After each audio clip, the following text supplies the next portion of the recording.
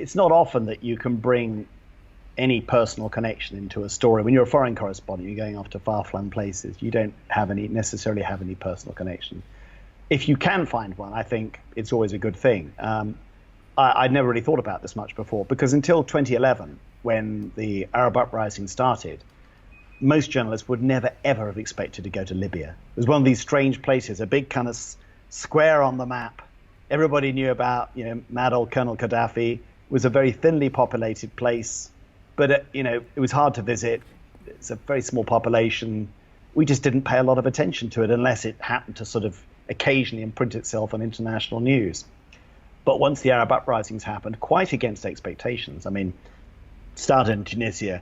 Egypt was the main focus. Everyone knew, in Egypt there was a lot of seething unhappiness with the government there. It's quite a sophisticated country, a big kind of, population under a lot of economic stress.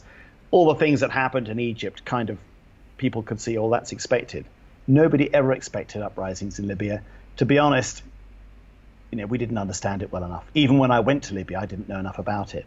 But I did do 3 trips to Libya, and the second one I made, I ended up getting caught up in the battle to take Gaddafi's last stronghold, which was his hometown of Sirte, and it was real combat reporting. There were front lines shifting, there were all these militias, everyone was unbelievably well armed, there were weapons all over the place.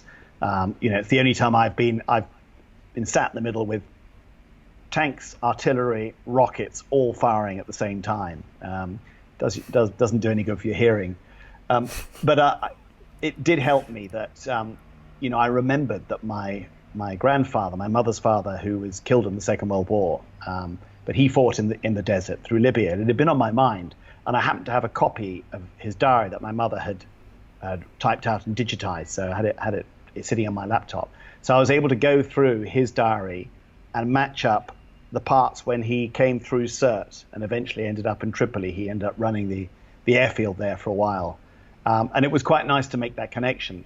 And one of the reasons I liked making it was because my grandfather wrote this diary because at the start of the Second World War, he volunteered, as so many men did, but he actually volunteered initially to be an air gunner on a bomber, and he didn't expect to survive.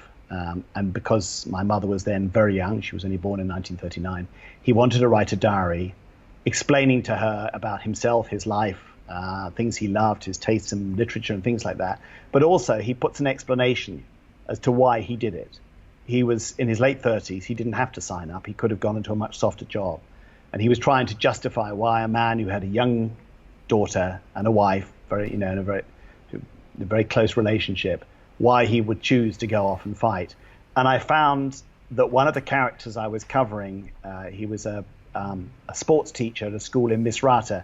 People may remember Misrata was a city that was very heavily bombed and besieged for a long time by Gaddafi forces, and eventually it had rebelled against Gaddafi. And as the siege lifted and Gaddafi fled to Sirte, the people in Misrata joined these volunteer militia groups who went to try and finally overthrow the last vestiges of the Gaddafi regime, and he was one of them.